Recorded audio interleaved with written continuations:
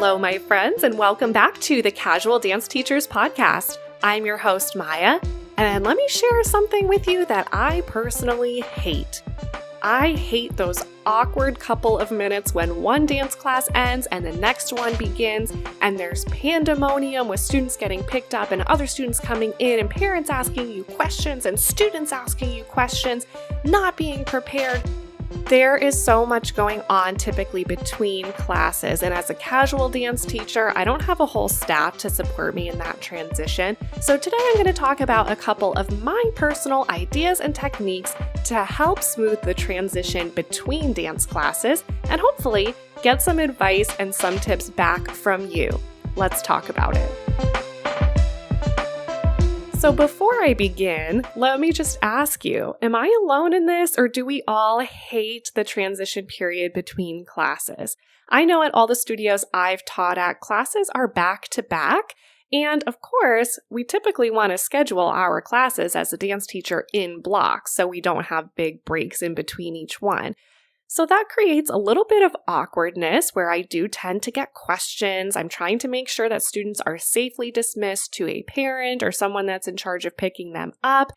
And it can be a little stressful when I have other students coming in. And as soon as those students come into the space, if you're not giving them direction and they're coming into the space in a very disorganized and chaotic fashion, I feel like you've already lost them for the whole class. It's so hard to get them back in, reel them back in, and get that class off on the right foot after that couple of minutes of transition period. So I have established a few techniques that work pretty well for me, and I'm going to go through these in order of age roughly. Of course, different techniques will work with different ages, depending just purely on the personalities and the skills of the dancers, but just roughly, I'll give you a few ideas for different age groups, starting with young kids. This is kind of a blessing and a curse when you have young students coming into the room that you're trying to manage and transition for, because they're not very good at keeping themselves occupied and sort of self-governing while you need them to, so that's a challenge. However, I think they can be pretty easily occupied as long as you are giving them a clear and simple directive. So with this age, I'm sure a lot of us like to start them off with a coloring page. There are lots of great free resources where you can download coloring pages that show the students different positions of the body, different dance steps across all different styles of dance. So I would recommend, of course, having a coloring page available to the students when they first walk in that is relevant to what they're doing in class, not just general coloring just for the fun of it. Early in the season, I also like to tie in something like having them decorate a name tag or having them decorate a little place marker. It helps them memorize where they're meant to be in the space because at the young age, I typically do have assigned spots for them. And it also helps me to recognize their names as I'm trying to learn names. Because the more I'm seeing that and the more time that they're spending interacting with the name badges, the more opportunity it gives me to keep coming back to those names so I can learn the dancers' names myself. Here's another area where I'm not sure if I'm alone in this or this is across the board, but I think maybe too many teachers are trying to rely on coloring pages to keep students occupied when they have downtime. So sometimes these younger students even are kind of pushing back against that. Oh, Miss Maya, I'm bored. This is boring. I want to move. I want to dance. I'm already done with my coloring page after 2 seconds. And that's the last thing you want because that is not helping with your transition, right? If someone's asking you a question and at the same time your young student is saying, Miss Maya, I'm bored. I need something else to do. That's not helping you manage the transition time between classes. So one thing that you could have them do interactively would be a large floor puzzle. There's a lot of dance-themed floor puzzles, so that's a great one that they can work together on. There's also matching games. I have one called Prima Ballerina. I don't know if it's still available, but I believe it is still available. It's a small card game, and there's 2 decks of cards. There's blue cards that have, well, I don't know if it's blue or pink, but half of the cards have the arms and the upper torso of a ballerina, and the other half have the legs, and they're in all different positions. So I will let the students use those cards for a matching game or make different pairs and then try to emulate the pictures of ballerinas that they've created with those cards. And this is an area where you could do that with any style of dance. Again, it's very nice that there's this game that already exists with the ballet positions, but you could easily print off those downloadable coloring pages with a different style of dance, chop them right in half, and then the kids can mix them up and create their own fun poses and try to emulate those poses. So that gets them moving physically, it gets them interacting. They might be a little less bored with that. There's lots of other games that you could have them do that even young students, I mean, if you're talking 3 or 4, it might be trickier. You might not want to let chaos reign quite that much, but some young students, or if you have like a 5-year-old and the rest of the class is 4, it's possible that one of the older or more mature students could lead a game of Simon Says, or What Time Is It, Mr. Fox, or some of these fun red light, green light, where you can incorporate doing different dance steps. And those are games that they're familiar enough with that you don't have to sit them down and explain the rules when they first come in. You can kind of establish that in the very first week of class and then say, hey, when you guys come in, if Miss Maya is talking to somebody else when you first walk in this door, I want you to start playing this game. And they usually should be able to pick it up. If you have a group that's a little more chaotic and not as good at doing those activities where you're just going to open up the door for them to get really, really wired if you let them start off with a game, you could start them off in a circle and ask them to do very simple stretches or put on a song where they follow along to the steps or the directives in the song. Movement songs are so easy. You can have that playlist queued up at the end of the previous class and ready to go. And they'll know that when they walk into the class, even though Miss Maya is maybe not teaching right then, I have to take attendance or I have to, make sure that the previous class of students have all been dismissed. They have the instructions playing over the sound system to tell them what to do with their bodies to get warmed up. I am very hesitant with having them just come in and say, go ahead and stretch, because that's when you get students, and this is across all ages, not just little ones. You get those students that are just going to splat down into a split, right? Or they're just going to go into like their biggest stretch that they can do without warming up at all. And I want to teach them from a very young age that that's not a healthy approach for our bodies. So giving them something that's actually active or telling them that they can take turns leading in the stretching, but it has to be a dynamic stretch, it has to be something like picking up your knees or moving your arms in circles or circling your head. Those are more functional warm-ups that the students can do together while they're waiting for you to do whatever you need to do in between classes. I have talked about this before. I'm a big proponent that all ages will benefit from games and silly activities, so you don't need to shy away from introducing the concept of games to any age group. But when you're getting into maybe middle school age students, they might want some other activities, and they also have more of an ability to think critically and to work on some deeper concepts without you having to be like right there over their shoulder. So if you need a couple minutes of transition time between classes with that middle school age level, one thing that I like to introduce for that age is showing videos and then having some questions queued up after they watch the videos. For example, did you see any moves that you recognized from that video that we've been working on in class? Were there elements of artistry in that video that we've been working on or that you think that you can improve upon? Now, I don't know how you all do your music for your classes, but I play my music off of my laptop. I have Spotify playlists. I've talked about this before. And that's one of the ways that I do try to make my transitions as smooth as possible, is that I have a separate playlist for each class that I teach with the songs that I'm going to be using in that class relatively near the top. They're not necessarily always in the exact order because it's not like I can plan every single second exactly how my class is going to go and always stick to it without breaking out of that at all. But I do have the music organized in advance. I can remember a lot of times as a student myself when my teachers used CDs and they would be taking one CD out and putting another CD in, or even just changing the number on the CD players, the CD changers, and they had to find the right CD in the player and then find the right song that they were looking for. And I can actually remember the energy just coming down in the room when that happened and just having like a moment where I would zone out and I wouldn't be in the pocket of whatever it was we were working on anymore. So I'm really, really leery of that as a teacher. I always want to keep the energy going. And that's why in order to decrease the amount of wait time between classes as much as possible, I do try to have those music playlists totally queued up, ready to go. So it's one click of a button from one class to the next. And with my laptop playing the music, the other nice thing is that I can have the videos already queued up before I even start my first class. So there's no transition time there. All I'm doing is minimizing the audio player and saying, as the students are coming in the room, hey, head over to where my laptop is. You'll see that there's a video queued up. I got to take care of a couple things, attendance, grab a quick drink, whatever it is that I need to do. When you have a couple students there, I want you to hit play on that video and pay attention because I'm going to ask you some questions after it. And just a 3 to 5 minute video to get them started off with having their brains engage with movement, having a good example of whatever style of dance they're working on.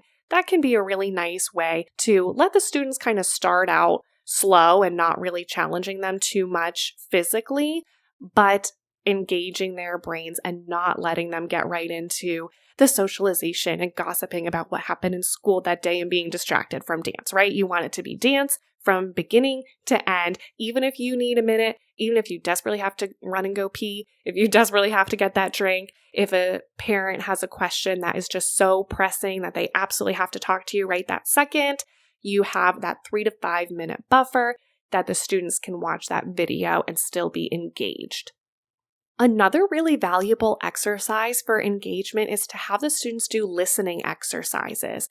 I think especially when we get into doing choreography, we are often so focused on the steps themselves that we don't give the students the opportunity to listen to that music with a really keen ear. We often play the music for them like one time and then teach them the steps, or we even are saying, okay, here are the steps. It's 1, 2, 3, 4, 5, 6, 7, 8. Now, do you want to try it with music? Now, at that point, we as a choreographers probably have heard that music 1,000 times, and it's like intrinsic to us. But if you don't give the students the opportunity to just listen, not being worried about the steps that they're doing, not being worried about the timing that you taught them, I'm saying that in quotes, the timing, because the music has its own timing and they might notice things and intricacies and have a better depth to their movement if you give them the opportunity to listen to music. And that's great for choreography if you're working on dancing to a specific song, but that can be good for just general combinations if you've been working on a combination to a song for a couple of weeks and you want them to just get a little bit more out of the musicality. It can also be fun to do just as a general music exercise, play music from a different culture to kind of just test out their ear with instruments that they might not be familiar with hearing in that class, or play music that has a unique time signature and quiz them. Can they figure out what the time signature is? Like, this isn't an 8. How many counts are there per measure? Can you guys figure that out? Or even just have them lie down, close their eyes, listen to a piece of music, then maybe have a little powwow afterwards. They had the first 3 minutes to kind of relax and get into this piece of music, and then they have another 3 minutes to debrief as a group how that made them feel. That can help them tap into their artistry as well as tapping into the camaraderie of the group, a nice social exercise, give them a little mental health boost before they get into the hard work of the technique that you're working on that day. That age group might really benefit from that. So I'm all about just putting on a piece of music. You can have that queued up. That gives you your couple of minutes that you need, and it gives the students a minute to breathe, but still be engaged in what's going on in the class. If you want to get right into having the students working on technique, getting their bodies warmed up, you can still do that circle time. You can assign a different leader, maybe going alphabetically every week. Week 1, so-and-so is the leader and needs to take us through some dynamic warm-ups, and then the following week, someone else.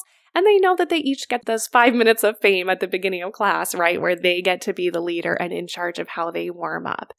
You could put them in a circle and have them take turns where they each do one exercise to warm up together, or they're playing off of the music or playing off of each other in some fun way. And at this age, you can maybe just start to have set warm-ups. I find if I set a warm-up, let's say I set a ballet bar, or I set a warm-up in the center.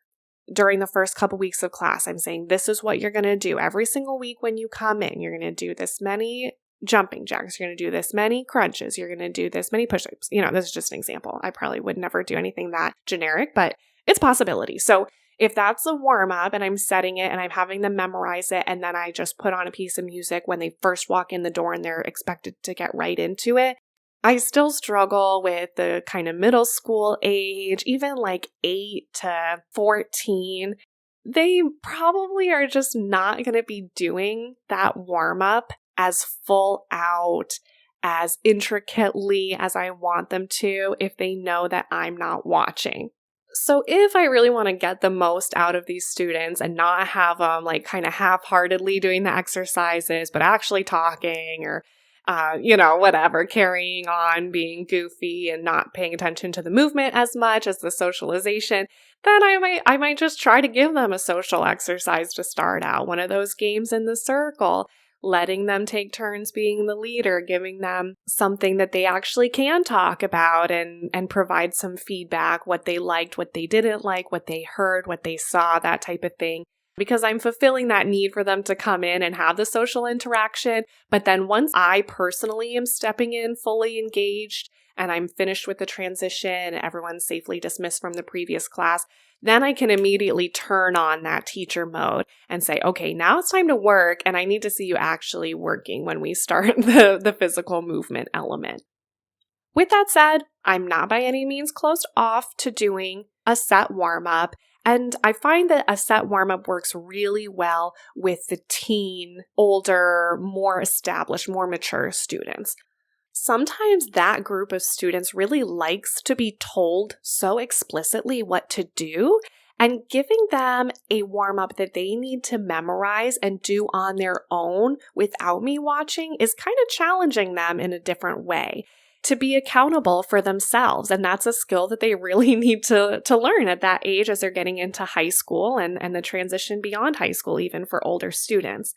I'm a big fan with this group of doing a warm-up that incorporates going back and forth between improvisation and set movement exercises. There's so many different ways to do that. One thing that I've done is you would maybe call it like a circuit, where they are doing very basic exercises like jumping jacks, but it'll be 30 seconds of jumping jacks and then 30 seconds of improvisation, 30 seconds of mountain climbers, 30 seconds of improvisation.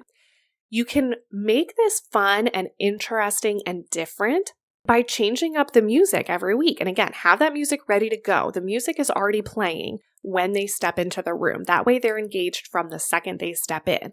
But they're being asked to do these exercises to different beats, to different measures, to different rhythms, and then also move their body in an improvisational way to different rhythms.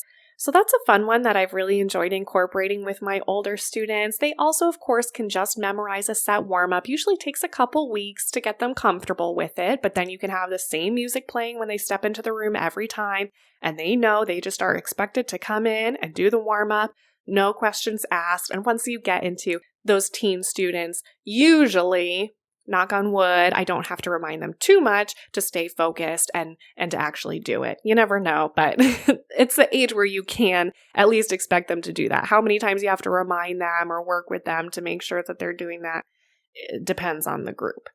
Another exercise that I have actually mentioned before in a previous episode would be actual circuit training, going from one station to another. And I'll typically do 4 stations in the 4 corners of the room and just teach the students, or even have like a sign up, although that takes a little bit of extra setup. So sometimes that's not practical as a transitionary activity. But just let them know that in each corner of the room, they're expected to do a different exercise. And usually, just so that I do not need to be occupied by that at all, they're completely self-sufficient, I'll tell them to count off a minute and then transition to the next station or something like that. And these can be anything from very simple exercises. If you're working on a dance, it could be to do a certain step or a certain combination from the dance X number of times. If they're struggling with this 1/8 count in the dance, and you have them do it 10 times and then transition to another station where they're doing another 8 count 10 times, and then just one step from that phrase that they've been struggling with, they're probably going to get it. But being able to move around the room, be in these small groups, it gives them that social interaction as well that I was talking about with the middle school group. They're moving their bodies, they're getting warmed up, they're having the opportunity to interact and have fun. They're getting the spatial awareness of rotating around the room. They're getting to use the four corners of the room, which a lot of times we might ignore and try and keep all the students in the center, but they're feeling like they can fill out the whole space. So that can be really engaging and fun. And then finally, with this older group, I talked about doing the listening exercise and trying to incorporate social interaction with middle schoolers. I think for the older students, you can also delve a little bit further into the idea of doing some mindfulness exercises, some meditation. It might look really similar to the music listening, but you might start to delve a little bit more into interoception, how the students are feeling about their feelings, how different feelings that they're carrying with them from the day have manifested themselves in their bodies, and what they need to do with that in order to have a successful dance class. These are deep topics. I'm not saying that you take half an hour to unpack all of that before you start dancing, because we just don't have that kind of time. But if you do a brief exercise with the students as a group, you talk them through that, you get them to tap into that together and recognize that, and then you give them an assignment that if you happen to be tied up for those first couple minutes that they walk into the classroom, transitioning between classes, if you're not directly available to tell them what to do or to get them started, that they should be doing some kind of mindfulness, that they should be journaling, that they should be recognizing what it is that their bodies need, and to be able to voice that to themselves, to you, to their fellow students, and that by being able to do that, they're setting themselves up for greater success as a group when they're dancing together. That can be really valuable for teen students. So whatever age you're working with, biggest takeaways, you want to have as much set up ahead of time as possible, right? Get those playlists queued up, get any videos queued up, teach those exercises really early in the season, and lay that groundwork. When you're talking about etiquette, when you're talking about the transition between classes, be upfront with the students that there are times that they will be expected to behave appropriately without your explicitly telling them to. And if your back is turned, that doesn't mean it's a free-for-all, that they need to be doing whatever it is that you're assigning them to do. This kind of comes into studio policy mode. So, for me as a casual dance teacher, I'm not the one setting the studio policy. I'm very fortunate to be the beneficiary of a very well-established and well-communicated studio policy. But if your studio doesn't have one and you feel like you're struggling with that transition time because parents don't know what the flow is, students aren't coming into class prepared, or they aren't leaving respectfully, or they aren't utilizing the dressing room, the waiting room, whatever areas you have appropriately, communicate that with your studio owner, whoever it is that sets that policy, because no matter what you do, if people aren't aware of how to help you through that transition and make it as smooth as possible, or if parents think that the end of their student's class is suddenly like free time to chat with you and they don't realize that you can't do that then, parents will come to you with anything and everything if they can. And even if you communicate that they're not supposed to, that's not the time, they still will. And sometimes it's fine. I'm not saying it's always inappropriate to interact with parents during that time, but you want to minimize it as much as possible so that you're respecting the next group of dancers and their parents. So have it very clearly stated when people are supposed to communicate, how people are supposed to communicate, how they're supposed to come in and out of the space. Make sure everyone's aware of that. Make sure that there are open channels of communication for parents to have their questions answered so that they don't feel like that is the only time that they're able to do that. And don't engage with certain parents. This is such a tough one. You're always going to run into this situation here and there where you have to deal with something in the moment, even if you don't want to, between classes, and it detracts from the previous class. and you just do your best with it. But that's why it's good to have the students be aware of what they're meant to do if you are called away. And don't set a precedent where you're engaging with a parent because you're saying, oh, well, it's just this one time, so it'll be okay. I'll make an exception to the rule and answer all this parent's questions or something like that. Be consistent with that so that you're modeling the behavior that needs to continue in order for you to have successful classes. And have a couple little backup activities or games, maybe have some coloring pages printed out and set aside at the studio or in a folder that you carry with you at all times, just in case. You never know what's going to come up, right? So you should always have something on the back burner that you can just throw at the students and be like, do this activity, do this for 5 minutes to buy you the time that you need in case you do need it. Because again, it's always going to happen, right? And if you do happen to lose the energy or lose the focus of the students, don't take it personally. It may affect the rest of the class. Maybe change up what you had planned for the class that day. Maybe make it more of a social class. Maybe make it more of a mindfulness class, a musicality class, a class where you're doing different activities and exercises, or just a very, very high energy class where you're throwing a lot at them to try to regain that attention that you lost at the beginning. It's okay. There's always something that we can do, but I hope that those exercises help. And as always, I'm going to beg you, please, to give me your own feedback and your own exercises, because I know this is an area where I could do a better job. I'm positive of that. So I'd like to hear your feedback. The best way to share that is to get in the Casual Dance Teachers Network on Facebook and post or comment and tell me and our fellow dance teachers what it is that you do that really works well for transitioning between classes, what your studio's policy is, how you've worded that to make it successful for everybody involved. And as always, big thanks to GB Mystical for our fun theme music. And here's kind of a goofy quote to close us with today, but I was thinking about how this topic really is important to me because I'm always so obsessive about not wasting any time in dance class because it's so limited, and I always want the students to be doing something and to be engaged. And as I started to think about some of these more social, more fun games and activities that I'm recommending, this quote came to mind. The time you enjoy wasting is not wasted time. Bertrand Russell.